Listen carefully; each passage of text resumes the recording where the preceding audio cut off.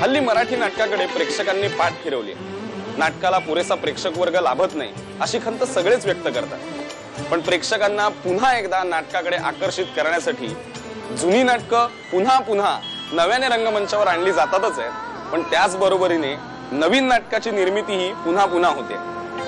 समकालीन जाणीवांना महत्त्व देणारं अजित भुरे यांनी रंगमंचावर आणलेलं आणि INT निर्मित नवीन नाटक काटकोन त्रिकोण। आणि हा असा काटकोन त्रिकोण तयार झाला। हे तुम्ही दोघं, हे आपण दोघं आणि हे मी आणि आबा, आम्ही दोघं म्हणजे काटकोन त्रिकोणाचा कर्ण। आणि कुठल्याही गोष्टीत एकदा कर्ण आला की प्रॉब्लेम येणार, हे तर महाभारतापासून चालत आलेलं आहे। काटकोन त्रिकोण या नाटकाची कथा आहे एका त्रिकोणी कुटुंबाची। आजची कुटुंब व्यवस्था आणि जनरेशन गॅप याविषयीचा आशय या नाटकातून मांडण्यात आलेला आहे। या नाटकाचं अजून एक खास वैशिष्ट्य म्हणजे ज्येष्ठ अभिनेते डॉक्टर मोहन आगाशे तब्बल 10 वर्षांनंतर व्यावसायिक नाटकात काम करताना दिसणार आहेत आणि त्यांचा हा नाटकातला कमबॅक आपल्याला 2 वेगवेगळ्या भूमिकेतून बघायला मिळणार आहे। त्यांच्यासोबत आहेत केतकी थत्ते आणि संदेश कुलकर्णी। तसंच या नाटकाचं लेखन केलंय डॉक्टर विवेक बेळे आणि दिग्दर्शन केलंय गिरीश जोशी यांनी। सारखे झाले तेच प्रश्न, कधी झालं, कसं झालं, नेमकं कशामुळे झालं, तेच तेच बोलून आणि ऐकून डोकं फिरलंय माझं। नमस्कार, मी इन्स्पेक्टर अनिरुद्ध बापट। बसा। थँक्यू। तर मगाशी तुम्हाला फोनवर सांगितलं त्याप्रमाणे तुमच्या घरात 8 दिवसापूर्वी जी घटना घडली त्याची चौकशी करायला आलो। भयंकर घडलं नव्हतं त्या दिवशी। भयंकर होतं की नाही ते नंतर बघू, काय घडलं ते सांगता का? त्या दिवशी म्हणजे काय झालं की नेमकं काय घडलं ते सांग।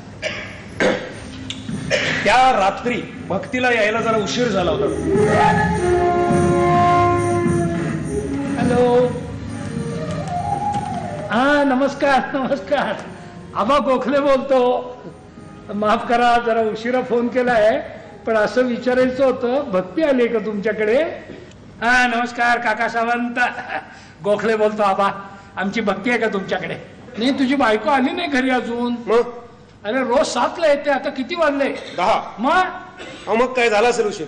एकत्र कुटुंब पद्धती आणि हळूहळू लयाला चाललेली ही एकत्र कुटुंब पद्धतीची सिस्टीम, माणसांचं वेगळं होणं, लग्न झाल्यानंतर आधीची म्हाताऱ्या माणसांची जनरेशन आणि आत्ताची जनरेशन यांच्यामधला संवाद कमी होत जाणं, हा मध्यवर्ती विषय म्हटलं तर आहे। पण अर्थातच पुन्हा तो एकदा विनोदाच्या किंवा रोजच्या आयुष्यातल्या घटनांवर तिरकस भाष्य करण्याच्या डॉक्टर बेळे यांच्या शैलीमध्ये त्यांनी तो मांडलेला आहे।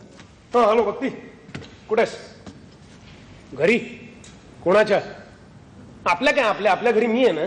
हो का? मग आता मी पण आहे। आता ठेव फोन। भक्ती 1 मिनिट थांब। सगळं ठीक आहे आबा, तर उगीच कशाला चिडचिड करताय? अरे उगीच म्हणजे काय? घरातली बाई 10 पर्यंत आली नाही, मला काळजी वाटू नये का? आबा तुम्ही मंगल पांडे पिक्चर पाहिलाय का? राहुल काय काहीतरी हुशारी करून विषय बदलण्यापेक्षा डायरेक्टच बदलला विषय। अंतर्मुख करायला लावणार नाटक आहे, पण हसत हसत अंतर्मुख करायला लावणार नाटक आहे आणि काळाच्या बरोबर असलेलं नाटक आहे। ते सगळ्यात महत्त्वाचं वाटतं। म्हणजे आज आपण ज्या समाजात राहतो त्याच्यामध्ये विचार करायला लावणारं नाटक आहे। नाटकाची भाषा फार उत्तम आहे, लेखकाला समज,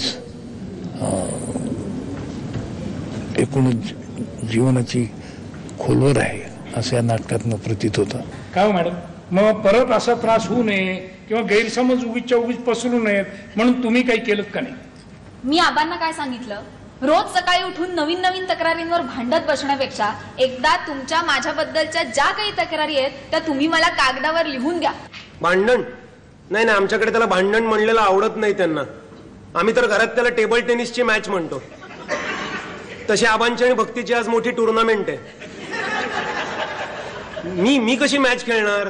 मी तर बॉल असतो ना टेबल टेनिसचा। आपलं ठरलं होतं त्याप्रमाणे माझ्या हिच्याविषयीच्या तक्रारी मी 2 दिवसापूर्वी हिला लिहून दिलेल्या आहे।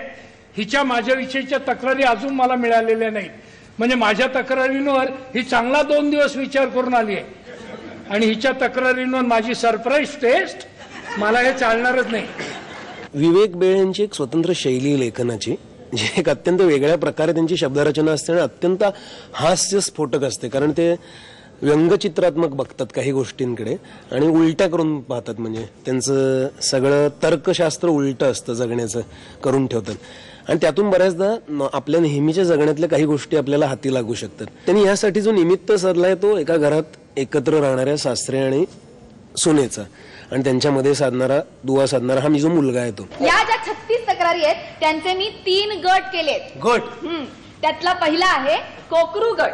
कोकरू सकाळी दूधवाल्याने बेल वाजवली की दार उघडायला मी उठत नाही, तुला उठावं लागतं. सकाळचा चहा अंडी उकडणं तूच करतोस, अंथरूण घालणं काढणं तुलाच करावं लागतं.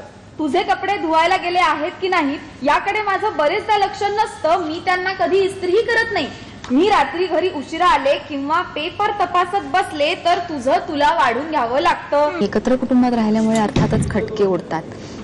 तर त्या खटक्यांमध्ये तिच्या आणि सासऱ्यांमध्ये जे काही मतभेद होतात, जे काही वादविवाद होतात ते इतक्या चमत्कारिक पद्धतीने विवेक बेळे या नाटकात मांडतात की त्यातून अत्यंत प्रचंड अशी हास्य निर्मिती होते. पण मुळात हे नाटक पूर्णतः विनोदी नाही आहे, तर याला एक रहस्यमय आणि गंभीर डूबही आहे. बोल, काय तिनं तुला पासवर्ड घातलाय काय? अगं काय बोलणार तो? घाबरतो तुला बिचारा. हेच ते. ह्यांचं तसं नाही. हल्लीच्या प्रत्येक बापाची अशी एक ठाम समजूत असते की आपला मुलगा म्हणजे एका डेंजर बाईच्या हातात सापडलेलं गरीब बिचारं कोकरू आहे. लग्न झाल्यावर पहिल्या 6 महिन्यातच तू जेव्हा माझं ऐकून घरातली कामं करायला लागलास ना तेव्हा त्यांच्या लक्षात आलं की यांना जे गेल्या 35 वर्षात मुलाला सुधारवणं जमलेलं नाहीये ते मी 6 महिन्यातच करून दाखवलंय. आणि फक्त ही पराभवाची भावना यांना सहन करणं जड जात आहे म्हणून यांना माझा मत्सर वाटतो. कौटुंबिक पद्धतीने सुरू झालेलं हे नाटक जे कौटुंबिक विनोदी आहे असं वाटता हळूहळू रहस्यरंजक बनत जातं आणि एका सस्पेन्स थ्रिलरचा बाज ते घेतं. पण असं करता करता ते शेवटी कुठल्या मुद्द्यांवरती येतं ते कळण्यासाठी मला वाटतं आपल्याला नाटक बघण्याची गरज आहे. मुळात तुम्ही त्यांच्याशी बरं वागला असतात तर आबांवर एवढी दारू प्यायची वेळच आली नसती. बरं म्हणजे काय? काय वाईट वागलोय आम्ही आबांची? त्यांना मारलंय की कोंडून ठेवलंय? घरातल्या प्रॉब्लेम्सना आबा जबाबदार आहे ते त्यांना शांतपणे सांगण्यापलीकडे काय केलंय आम्ही सांगा ना. आणि हेही केव्हा केलं जेव्हा घरातली परिस्थिती बदलणं शक्य नाही असं लक्षात आलं तेव्हा. सर्व प्रेक्षकांना असंच आवाहन करायचं की जरूर हे नाटक येऊन बघा आणि तुम्हाला नक्की 2.5 तासाची दर्जेदार करमणूक मिळेल याची आम्ही खात्री देऊ. काटकोन त्रिकोण बघायला तुम्ही नक्की या. तुम्हाला खूप मजा येईल आणि तुम्ही नक्की घरी काहीतरी घेऊन जाल. बाकी सगळ्या प्रकारच्या त्रिकोणांमध्ये तिन्ही बाजू कशाही लहान मोठ्या होऊ शकतात, पण काटकोन त्रिकोणात इतर 2 बाजू कशाही बदलल्या तरी कर्ण त्या 2 बाजूंपेक्षा मोठाच असतो. कर्ण म्हणजे तू आणि आबा. बरोबर.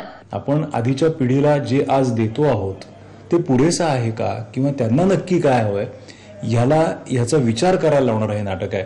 आणि त्यामुळे मला असं वाटतं की ते प्रेक्षकांनाही आवडतंय आणि आम्हाला सगळ्यांना ते सादर करताना खूप आनंद होतोय. तुला आठवतंय का शेवटचे आपण एकत्र प्यायला कधी बसलो होतो? नाही आठवत? अरे एकत्र पिणं तर सोडच, हल्ली घरात मोकळेपणानं बोलत पण नाहीस माझ्याशी. सारखं त्या बायकोशी कुचू चालू असतं, नाही तर त्या नित्याशी मोबाईलवर बोलत असतस. एकूणच जीवनाची खोलवर आहे असं या नाटकातनं प्रतीत होतं. आणि ते कसं आहे चांगल्या जेवणासारखं आहे. ते चांगलं जेवण बोलून काही कळत नाही, ते करून बघावं लागतं. तर हे नाटक जे आहे ते बघून कळेल मी काय म्हणतोय ते. नुसतं असं मी सांगून नाटक चांगलं आहे का वाईट आहे हे ठरवण्यात काहीच अर्थ नाही. पहिली 25 वर्ष आईला घाबरण्यात गेली, पुढची 25 वर्ष बायकोच्या धाकात आणि शेवटची 25 सुनेच्या. ही म्हणे आपली पुरुष प्रधान संस्कृती. विवेक बेळे यांचा एक वियर्ड सेन्स ऑफ ह्युमर आणि सस्पेन्स कथानक यांचं उत्तम मिश्रण असलेलं हे नाटक तुम्हाला नक्की आवडेल.